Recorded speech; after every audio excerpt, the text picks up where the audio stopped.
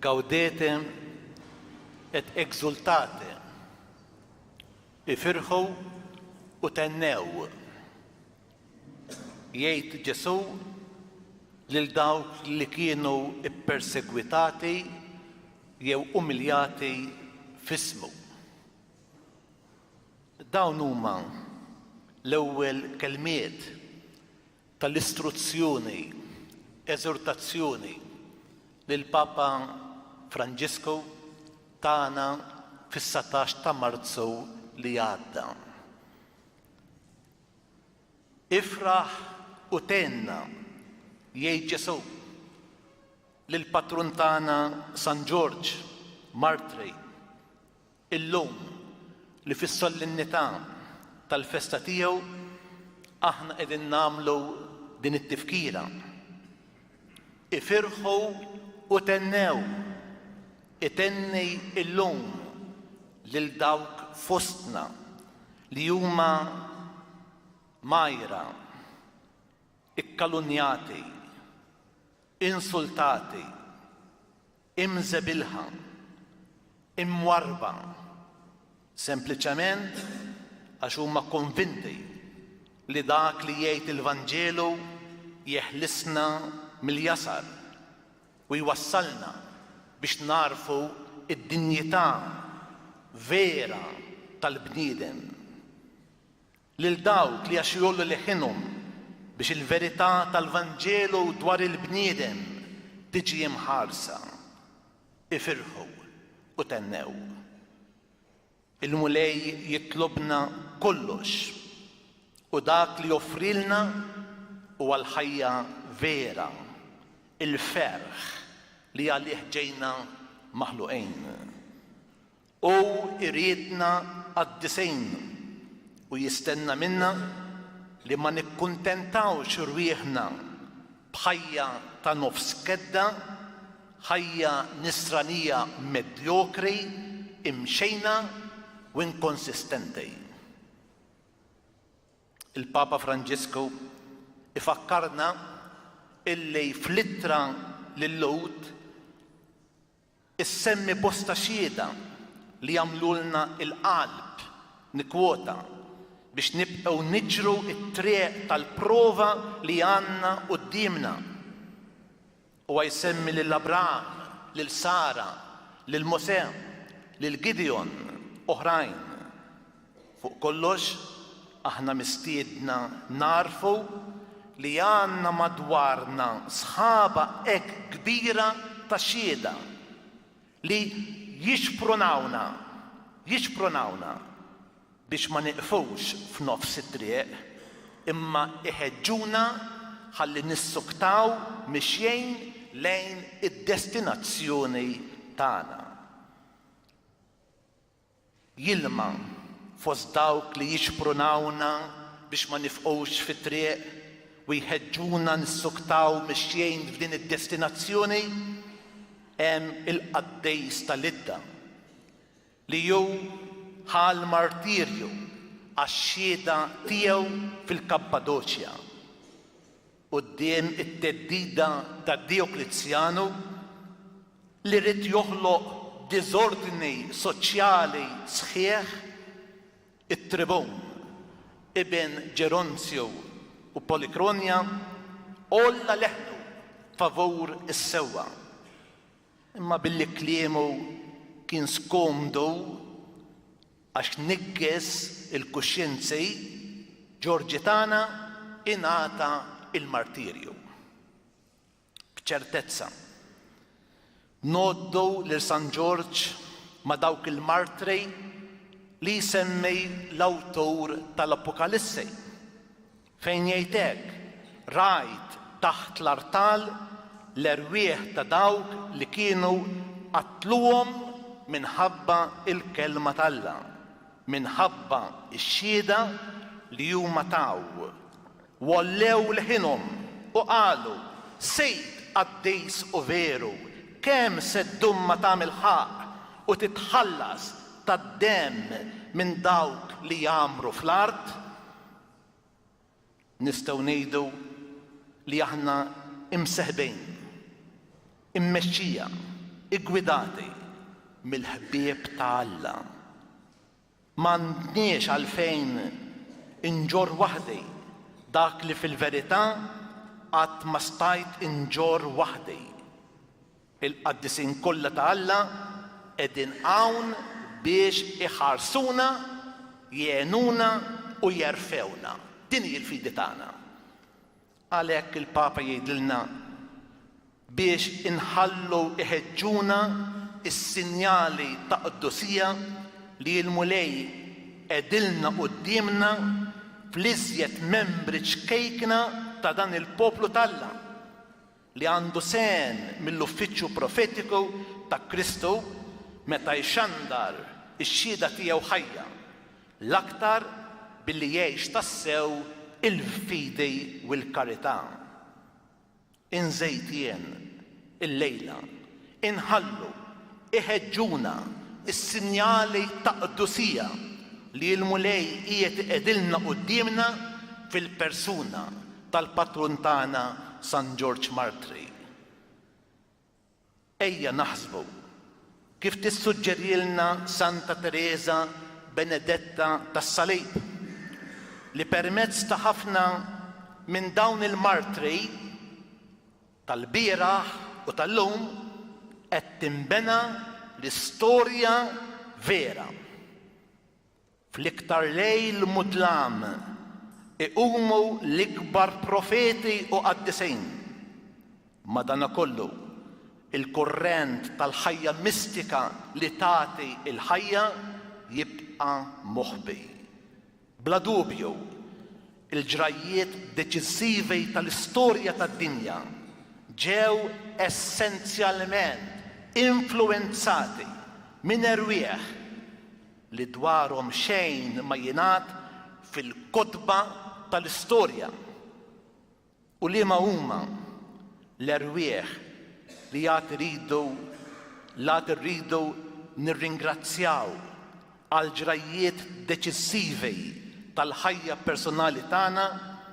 Din hija xi ħaġa li aħna nsiru nafu biss dakinhar li jekk temnu dan kollu li huwa moħbi għad jidher quddiem għajnejna. Huma l-martri li jagħmlu l-Knisja eżistijaj. Mingħajr il-martri il-Knisja mhix Knisja. U dan jgħod ukoll għall-Knisja tal-lum. Il-martri huma dawk li kif rajna fl-ewwel qari mill-ktieb tal-Apokalissi ġejjin mit-taqbejt il-kbir u l-ilbiesi tagħhom ħassluhom u bajduhom fid-demm tal-ħaruf. Huma kellhom il-grazzja li jieħdu l-mewt għax stqarrew quddiem kulħadd li huma ta' Kristu u jemnu fil-kelma tiegħu. Il-martri huma dawk li ma jiġħdux lil Kristu anke meta kellhom jerfgħu salib li jabbihom ħaddieħor. Il-kawża ta' kull persekuzzjoni jgħidilna Kristu x'inhi hija il-mibeda. Ġesu innifsu jgħidilna li d-dinja tobodkom għaliex kellha mibeda lejh, kellha mibeda lejn il-Vanġelu tiegħu. Ġesu li kien joxa jitkellem dwar l-imħabba ifakkarna wkoll kemm tista' tkun qalila omiċidjali il-mibeda tal-bnieden u li kieku San George il-lejla kellu jbexxaq dak ħellu tiegħu u jitkellem u jgħidilna xbata minħabba l-mibeda li Dioklezjanu u sħabu kellhom mhux biss għalih imma għal Kristu u għall Knisja. Aħna nistgħu nħarsu lejn San George bħala it-tribun, l-eroj. Imma jekk nilbsu n-nuċċjali tal-fidi u ma nistgħux ma nilbsuhx. F'Ġorġi tagħna aħna naraw bniedem imżejjen bil-grazzja ta' Alla. Għax hija l-grazzja u mhux il-kuraġġ li tagħmel il-martrej.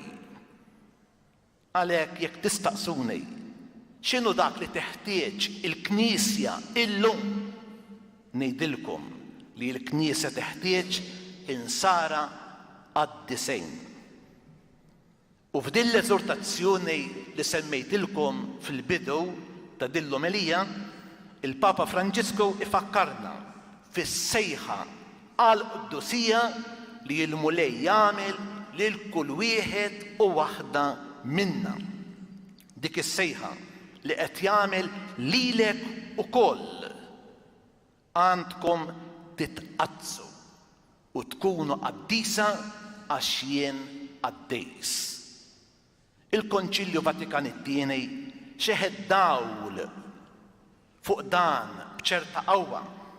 Jgħid hekk monija l-koll b'tant mezzi u b'mezzi daqshekk kbar tas-salvazzjoni, il-fidili ikunu x'ikunu l-istat u l-kundizzjoni ta' ħajjithom jissejħu mill-mulej kull wieħed u waħda minnhom fit-triq tiegħu jew tagħha għal perfezzjoni tal-Quddusija li bija l-missier innifsu huwa perfett.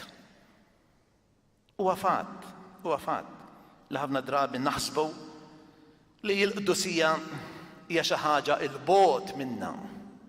Hija riservata għal dawk li għandhom il-possibilità li jżommu l-bogħod mit-taħbejt ta' kuljum biex jiddedikaw il-ħin għat-talb, pereżempju. Mhux hekk jgħidilna l-Papa, nikkwota. Il-koll aħna msejħin inkunu qaddisejn billi ngħixu b'imħabba u noffru x-xhieda tagħna fil-ħidmiet ta' kuljum, kull fejn inkunu. Int persuna ikkonsagrata tqaddes billi tgħix lotja tiegħek bil-ferħ. Int miż-żewweġ, miż-żewġa tqaddes billi tħobb u tieħu ħsieb ta' żewġek jew ta' martek kif Kristu jagħmel mal-Knisja tiegħu. Int ħaddiem tqaddes billi twettaq bl-onestà u l-kompetenza il-ħila tiegħek fis-servizz għal ħutek.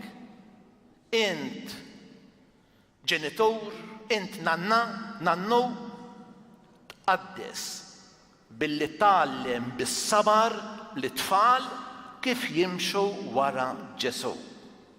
Int qiegħed fl-awtorità tqaddes billi titqabad b'risq il-ġejt komuni u tagħti darek għall-interessi personali. U jkompli jgħid il-Papa qed nikkwota. Anzi, bħalma għamel San George, għamel int ukoll. X'tagħmel dan li jgħid il-Papa? Għamel li kollox f'ħajtek ikun miftuħ għal Alla u għalhekk għażiż ħija, għażiż oħti, għażel lilu, għażel dejjem mill-ġdejt lil Alla. Taqtax qalbek għax int għandek il-qawwa tal-Ispirtu Santu biex dan jagħmlu possibbli. U l-Qdusija fl-aħħar mill-aħħar mhix frott ta' ħidmietek tal-merti tiegħek, imma hija frott tal-Ispirtu Santu fil-ħajja tiegħek. Meta tħoss it-tentazzjoni li tingħala fid-djufija tiegħek, erfa' ħsiebek lejn il-kurċifiss u għidlu mulej, jien imsejkin. Imma int tista' twettaq il-miraklu li tagħmilni xi ftit aħjar. Fil-Knisja qaddisa imma magħmula mill-mitinbejn ser issejb ta' kollu li teħtieġ biex inti tikber fil-Qdusija. Il-mulej għanija bid-doni tal-kelma, tas-sagramenti, is-santwarji, il-ħajja tal-komunitajiet, ix-xhieda tal-qaddisejn u tal-martri. U ġmiel ta' kull bixra ħiereġ mill-imħabba tiegħu bħala russa tlellex bil-ġawar tagħha. Din il-qdusija li għalija l-mulej qiegħed isejjaħlek tkompli tikber f'ġesti żgħar mhux ġesti kbar. Pereżempju, witina żewġ eżempji.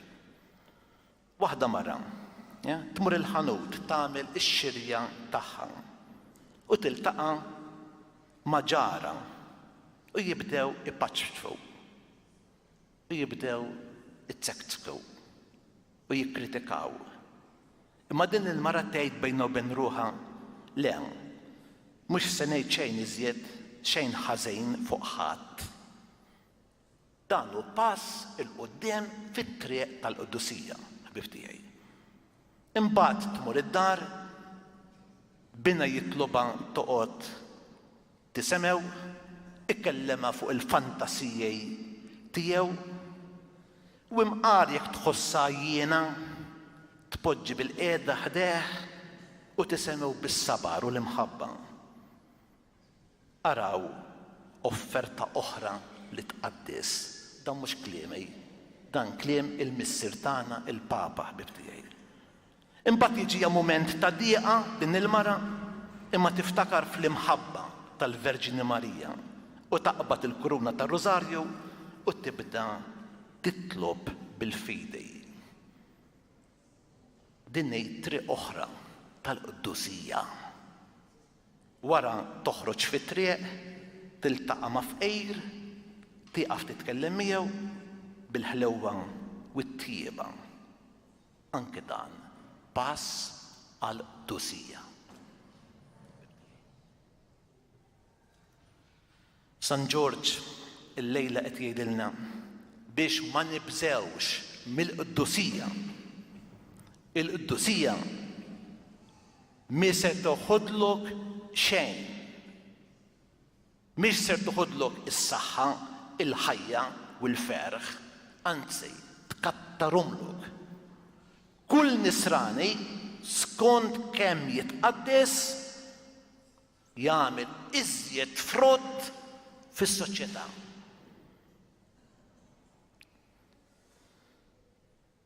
San George ma sarx qaddejs għax għamel ħafna tajjeb, imma għamel ħafna tajjeb għax kien qaddejs. Għax ħabrek biex jilqa' il-grazzja tal-Alla.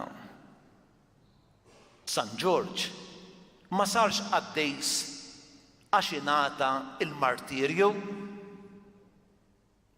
imma wera il-qawwa quddiem minn taħ il-martirju għax kien qaddejs.